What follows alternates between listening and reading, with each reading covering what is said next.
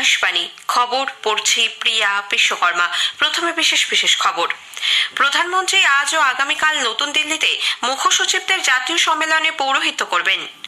কেন্দ্রীয় মন্ত্রিসভা 2023-24 অর্থবর্ষে নারকেলের শুকনো শাঁসের ন্যূনতম সহায়ক মূল্য বৃদ্ধি করেছে। ভারত ও মালয়েশিয়ার মধ্যে জনসম্প্রচার নিয়ে চুক্তিতে ছাড়পত্রও দিয়েছে মন্ত্রিসভা। রাশিয়া সফররত বিদেশমন্ত্রী ডক্টর এস জয়শঙ্কর সে দেশের রাষ্ট্রপতি ও বিদেশমন্ত্রীর সঙ্গে বৈঠক করেছেন। ইউরোপীয় কমিশনের প্রাক্তন প্রেসিডেন্ট জ্যাক দিলো প্রয়াত। সেঞ্চুরিয়ানে প্রথম টেস্টের দ্বিতীয় দিনের শেষে দক্ষিণ আফ্রিকা প্রথম ইনিংসে ভারতের থেকে 11 রানে এগিয়ে রয়েছে। আসছে বিস্তারিত খবরে। প্রধানমন্ত্রী নরেন্দ্র মোদী আজ ও আগামীকাল নতুন দিল্লিতে মুখ্য সচিবদের জাতীয় সম্মেলনে পৌরোহিত্য করবেন। এটি এ ধরনের তৃতীয় সম্মেলন। 2022-এর জুন মাসে প্রথম সম্মেলন হয়েছিল ধর্মশালায়। চলতি বছর দিল্লিতে হয় দ্বিতীয় সম্মেলন। দেশে যুক্তরাষ্ট্রীয় ব্যবস্থায় সহযোগিতামূলক পরিবেশ বজায় রাখতে প্রধানমন্ত্রীর দৃষ্টিভঙ্গিকে মান্যতা দিয়ে কেন্দ্র ও রাজ্য সরকারের মধ্যে অংশীদারিত্ব এবং প্রশাসনিক কাজে যোগদান আরও বাড়ানোর লক্ষ্যে মুখ্য সচিবদের সম্মেলনের আয়োজন করা হয়ে থাকে। গতকাল কেন্দ্রীয় সরকারের 200-রও বেশি প্রতিনিধি, বিভিন্ন রাজ্য ও কেন্দ্রশাসিত অঞ্চলের মুখ্য সচিব ও আধিকারিকরা এতে অংশ নেবেন। ইজ অফ লিভিং বা সহজে জীবনযাপনকে মূল লক্ষ্য স্থির করে গ্রাম এবং শহর উভয় ক্ষেত্রে জীবনযাত্রার মান উন্নয়নের লক্ষ্যে উভয় সরকারের সহযোগিতা বৃদ্ধি এই সম্মেলনের উদ্দেশ্য। কল্যাণমূলক বিভিন্ন প্রকল্প সহজে সকলের কাছে পৌঁছে দেওয়া এবং পরিষেবাগুলির গুণমানের উপর বিশেষ জোর দিয়ে স্থাবর এবং অস্থাবর সম্পত্তি, বিদ্যুৎ, পানীয় জল, স্বাস্থ্য এবং স্কুল শিক্ষা ব্যবস্থার মতো 5টি বিষয় নিয়ে সম্মেলনে আলোচনা হবে। কেন্দ্রীয় মন্ত্রিসভা 2023-24 অর্থবর্ষে নারকেলের শুকনো শাঁসের ন্যূনতম সহায়ক মূল্য বৃদ্ধি করেছে।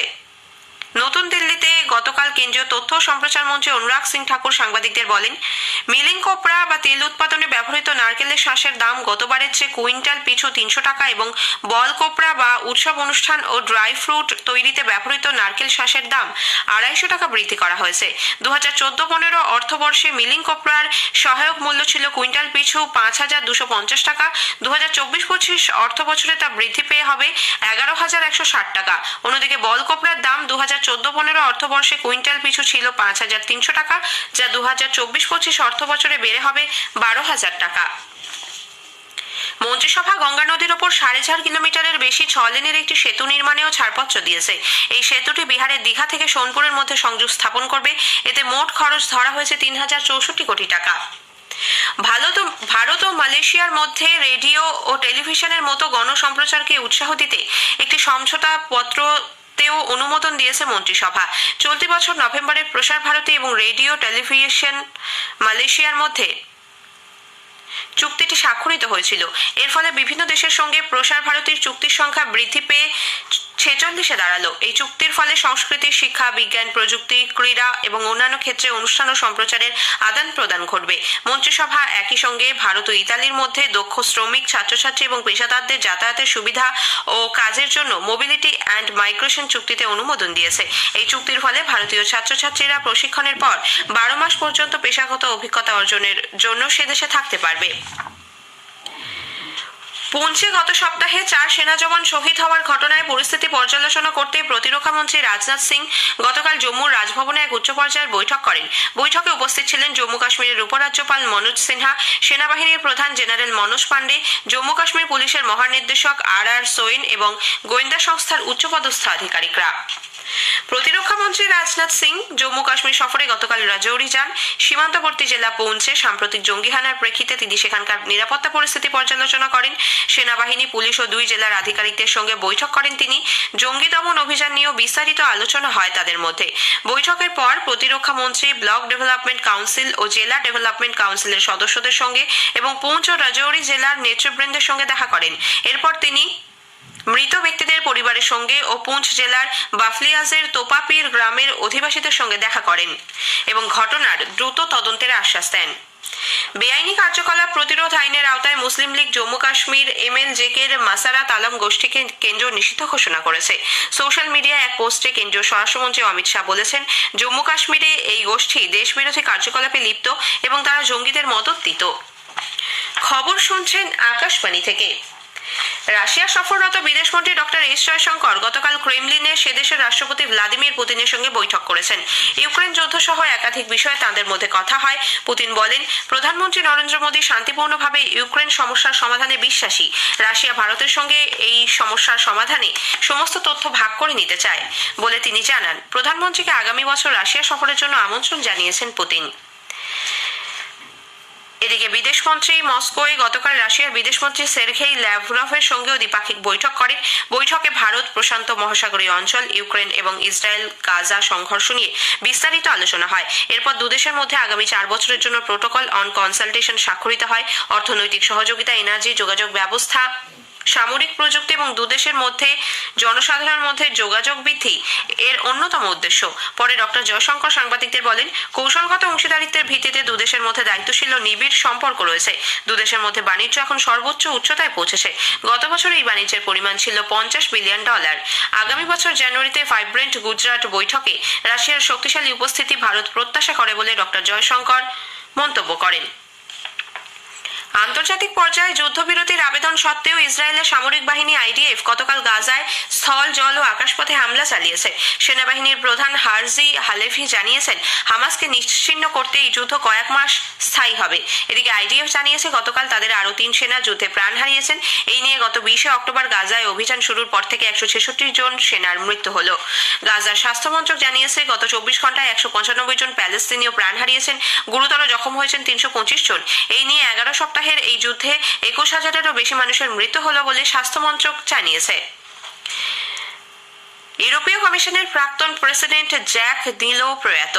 আধুনিক ইউরোপীয় ইউনিয়নের রূপকার বলে পরিচিত 98 বছর বয়সী প্রাক্তন এই প্রেসিডেন্টের প্যারিসে মৃত্যু হয়েছে বলে তার মেয়ে জানিয়েছেন।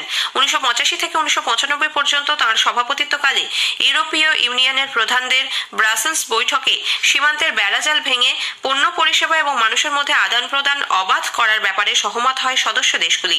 ইউরোপীয় সেন্ট্রাল ব্যাংক তৈরি এবং ইউরো কারেন্সি সৃষ্টির ক্ষেত্রে ইউরোপীয় ইউনিয়নের আর্থিক নীতির রূপরেখা তৈরিতেও দিলোর ভূমিকা ছিল গুরুত্বপূর্ণ। অস্ট্রেলিয়ার পূর্ব উপকূলে প্রবল ঝড় বৃষ্টিতে গতকাল কমপক্ষে 10 জনের মৃত্যু হয়েছে। খ্রিস্ট মাসের ছুটিতে এই প্রাকৃতিক বিপর্যয়ে 90,000-এরও বেশি বাড়ি বিদ্যুৎবিহীন হয়ে পড়েছে। ভিক্টোরিয়া, নিউ সাউথ ওয়েলস এবং কুইন্সল্যান্ডে প্রবল ঝড় ও শিলাবৃষ্টিতে জনজীবন বিপর্যস্ত হয়ে পড়ে। বহু বাড়ির ছাদ উড়ে গেছে, রাস্তায় উপড়ে পড়েছে অনেক গাছ। তথ্য প্রযুক্তি ও ইলেকট্রনিক্স দপ্তরের প্রধান সচিব আইপিএস অফিসার রাজীব কুমার আজ পশ্চিমবঙ্গ পুলিশের ভারপ্রাপ্ত মহানির্দেশক হিসেবে দায়িত্ব নেবেন। এই পদে গতকাল অবসর নেন মনোজ মালব্য। এক সরকারি বিজ্ঞপ্তিতে জানানো হয়েছে, পরবর্তী নির্দেশ না আসা পর্যন্ত অতিরিক্ত দায়িত্ব হিসেবে ডিজির পদে থাকবেন রাজীব কুমার। নতুন ডিজি হিসেবে 3 জনের নামের তালিকা কেন্দ্রের কাছে পাঠিয়েছে রাজ্য সরকার। মনোজ মালব্যকে 3 বছরের জন্য রাজ্য পুলিশের উপদেষ্টা করা হয়েছে। স্বরাষ্ট্র সচিব ভগবতী প্রসাদ গোপালিকা হচ্ছেন রাজ্যের নতুন মুখ্য সচিব। গতকাল মন্ত্রিসভার বৈঠকে মুখ্যমন্ত্রী মমতা ব্যানার্জি শ্রী গোপালিকার নাম নতুন মুখ্য সচিব হিসেবে ঘোষণা করেন। এমফিল করতে আগ্রহী ছাত্রছাত্রীদের সতর্ক করে দিয়ে বিশ্ববিদ্যালয় মঞ্জুরি কমিশন বলেছে, এই ডিগ্রি আর স্বীকৃত নয়। 2023-24 শিক্ষাবর্ষ থেকে এমফিল পাঠ্যক্রমে ভর্তি বন্ধ করা হয়েছে। তারপরেও এই কোর্সে কিছু বিশ্ববিদ্যালয় ছাত্রছাত্রীদের ভর্তি করছে বলে তাদের গোচরে আসায় ইউজিসি বিজ্ঞপ্তি জারি করে এই ব্যাপারে সতর্ক করে দিল। তবে 2022-এ এই সংক্রান্ত বিজ্ঞপ্তি জারি হওয়ার আগে পর্যন্ত পাওয়া এমফিল ডিগ্রি বৈধ হিসেবে বিবেচিত হবে। ভারতীয় আবহাওয়া দপ্তর আইএমডি আগামী 3 দিন পাঞ্জাব, হরিয়ানা, চণ্ডীগড়, উত্তরপ্রদেশ ও দিল্লির কিছু কিছু অঞ্চলে রাতে ও সকালে অতি ঘন কুয়াশার পূর্বাভাস দিয়েছে। এছাড়া ওড়িশা, উত্তর রাজস্থান, উত্তর পশ্চিম মধ্যপ্রদেশ, অসম, মেঘালয়, নাগাল্যান্ড, মণিপুর, মিজোরাম এবং ত্রিপুরার বেশ কিছু অঞ্চল আগামী 4 দিন ঘন কুয়াশায় ঢাকা থাকবে। উত্তর পশ্চিম এবং পূর্ব ভারতে আগামী 5 দিন ন্যূনতম তাপমাত্রার তেমন কোনো হেরফের হবে না। এদিকে পশ্চিমী ঝঞ্ঝার প্রভাবে জম্মু কাশ্মীর, লাদাখ, গিলগিট বালতিস্তান, মুজাফরাবাদ, হিমাচল প্রদেশ, উত্তরাখণ্ড, উত্তরপ্রদেশ, পূর্ব রাজস্থান, মধ্যপ্রদেশ, ছত্তিশগড় এবং বিদর্ভ অঞ্চলে চলতি মাসের 31 তারিখ থেকে 3 দিন হালকা বৃষ্টির সম্ভাবনা রয়েছে। সেঞ্চুরিয়ানের সুপার স্পোর্ট পার্কে প্রথম টেস্টের দ্বিতীয় দিনের শেষে দক্ষিণ আফ্রিকা প্রথম ইনিংসে ভারতের থেকে 11 রানে এগিয়ে রয়েছে। 8 উইকেটে 208 রান নিয়ে গতকাল দ্বিতীয় দিনের খেলা শুরু করে ভারতের প্রথম ইনিংস 245 রানে শেষ হয়ে যায়। কেএল রাহুল 101 রান করেন। টেস্ট ক্রিকেটে এটি রাহুলের 8ম শতরান। কাগিসো রাবাদা 5 ও নান্দ্রে বর্গার 3 উইকেট নেন। এরপর দক্ষিণ আফ্রিকা প্রথম ইনিংসে ব্যাট শুরু করে দিনের শেষে 5 উইকেটে 256 রান করে। ডিন এলগার 100 রান করেন। মুম্বাইয়ের ওয়াংখেড়ে স্টেডিয়ামে আজ ভারতীয় মহিলা ক্রিকেট দল 3 ম্যাচের ওয়ানডে সিরিজের প্রথম ম্যাচে অস্ট্রেলিয়ার মুখোমুখি হবে। খেলা শুরু হবে ভারতীয় সময়ে দুপুর 1টায়। শেষ করার আগে খবরের বিশেষ কিছু অংশ আরও একবার। প্রধানমন্ত্রী আজ ও আগামীকাল নতুন দিল্লিতে মুখ্য সচিবদের জাতীয় সম্মেলনে পৌরোহিত্য করবেন। রাশিয়া সফররত বিদেশমন্ত্রী ডক্টর এস জয়শঙ্কর সে দেশের রাষ্ট্রপতি ও বিদেশমন্ত্রীর সঙ্গে বৈঠক করেছেন। খবর শেষ হলো।